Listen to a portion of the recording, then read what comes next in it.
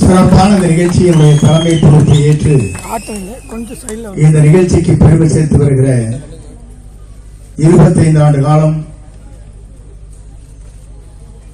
மன்றத்திலிருந்து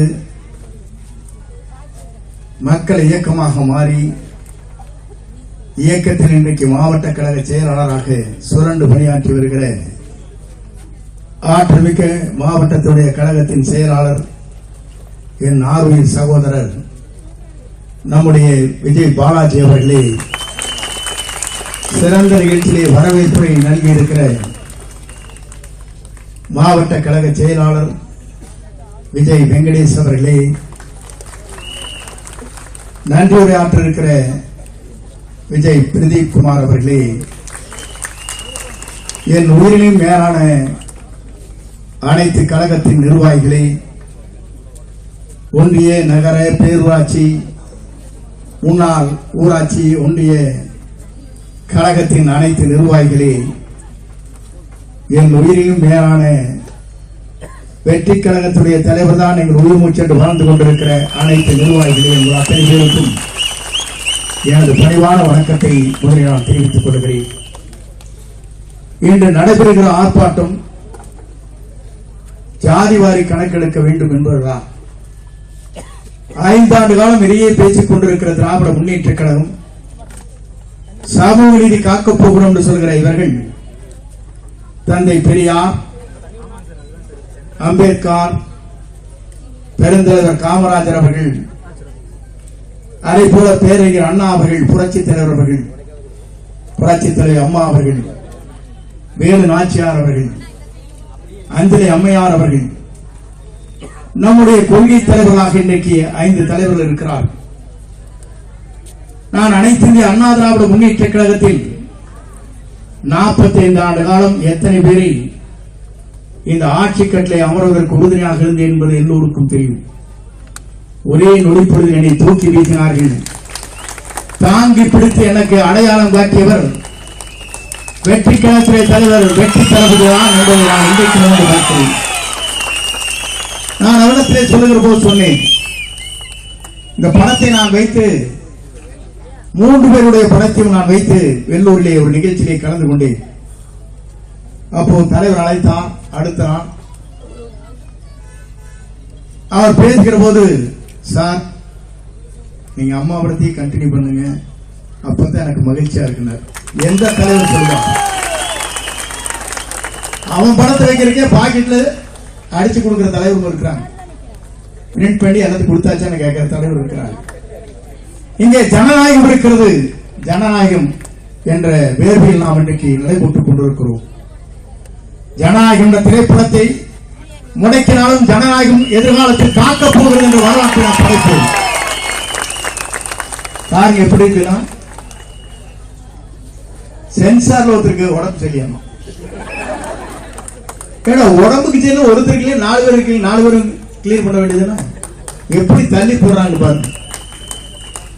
உங்க வீட்டுல காய்ச்சல் வந்தா குழந்தை பள்ளிக்கூடம் போகாதா? வீட்டுல ஆராய்ச்சிக்கு ஒரு காய்ச்சல் வந்தா சாப்பாடு செய்ய மாட்டீங்களா? நான் கேட்கிற எவ்வளவு வேடிக்கையாக நடந்து கொண்டிருக்கிறது, மத்திய அரசு எப்படி இயங்கிக் கொண்டிருக்கிறது என்பதற்கு இது ஒரு எடுத்துக்காட்டு என்பதை நான் நேரத்தில் தெரிவித்துக் கொள்கிறேன்.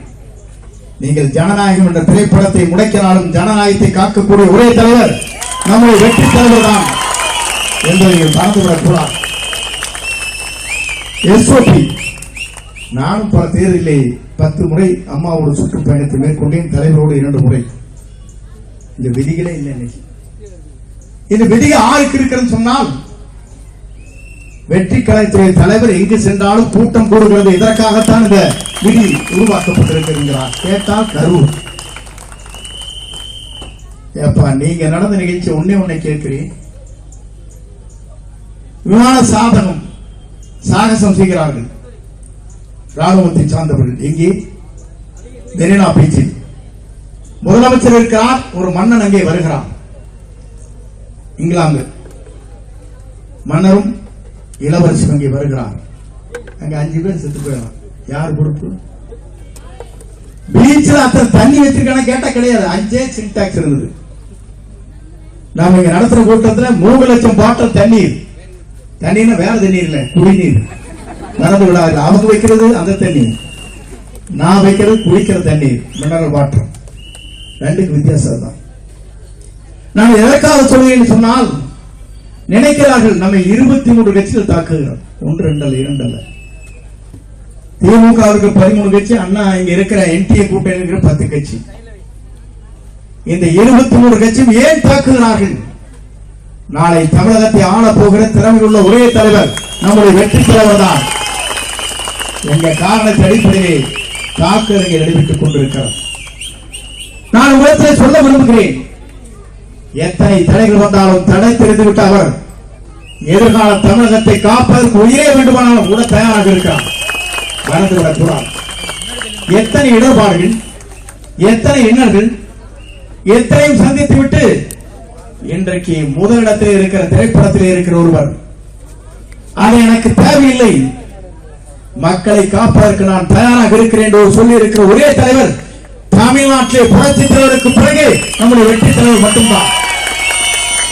நான் எதற்காக சொல்லுகிறேன் சொன்னால், தாக்குதல் நடைபெறுகிறது, நீங்கள் கவலைப்பட தேவையில்லை. இந்த தாக்குதல் 35 நாட்களுக்குள்ளே முடித்து போகும், நீங்கள் கவலைப்பட தேவையில்லை. இந்த எதிர்கட்சி வரிசையான போராட்டத்தை நடத்துகிறோம். நாளை ஆளும் கட்சியை பாராட்டுதல் நடத்த போகிறோம், கவலைப்பட தேவையில்லை. அந்த காலத்தை தான் நாம் எதிர்பார்த்துக் கொண்டிருக்கிறோம். ஒன்றே சொல்ல விரும்புகிறேன், திமுக பத்தி என்டிஏ பேசுறது இல்லை. ஏண்டா நான் கேட்கிறேன், பேசுறது இல்லை. எல்லாரும் நம்மையே தாக்குகிறாள். என்ன காரணம்? இவர் சொன்னார், ஊழலற்ற ஆட்சியை தமிழகத்திலே தருவேன் என்ற ஒரே காரணத்திற்காகத்தான் எல்லோரும் நம்மை தாக்குகிறார்கள். அப்படின்னா என்ன நப்பு? நீ கொஞ்ச நாளைக்கு ஓட்டுக்க, நீ கொஞ்ச நாளைக்கு ஓட்டுக்க, 2 பேரும் மாத்தி மாத்தி இருக்கலாமா, அவரை மட்டும் விட்டுறாதீங்க. என்னன்னா சர்க்கஸ் நடக்குது. நான் கேட்கிறேன், டிஎம்கே உடைய பி டீம் யார்? என்டிஏ தான். எங்காச்சும் ஒரு கேஸ் போட்டிருக்காங்க பாருங்க.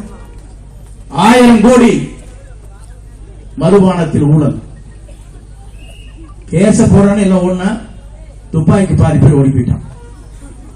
ஏன்னா யார் முக்கிய புள்ளின்னு 2 நாள் செட்டில் ஆயிடுச்சு. 1000 கோடி ஒண்ணுமே இல்லை. நீங்க எங்கே நாட்டை காக்க போகிறீர்கள்? எங்கே திராவிட முன்னேற்ற கழகத்திற்கு முற்றுப்புள்ளி வைக்க போகிறீர்கள் என்பதுதான் என்னுடைய கேள்வி. நீங்க கவலைப்படாதீங்க, ஒரு வாரத்தில் ஒன்று சஜஷன் நடக்கு.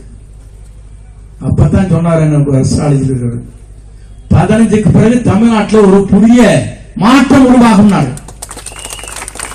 அது என்ன சொல்லக்கூடாது, ஜட்ஜ்மெண்ட் ரிசல்ட் புரிஞ்சுப்பீங்க. இது நடக்குது, எழுதி வச்சுட்டாங்க, டிக்ளேர் பண்ணல, அவ்வளவுதான், முடிஞ்சு போச்சு கதை. ஏன் சொன்னா, இது தேர்தல், யாரை பற்றியும் நான் சொல்ல விரும்பவில்லை. ஆனால் உங்களுடைய நோக்கம் என்ன? உங்களுடைய இலக்கு என்ன? மக்களை சந்திப்பதற்காக, மக்களுக்காக சேவை செய்வதற்காகவா?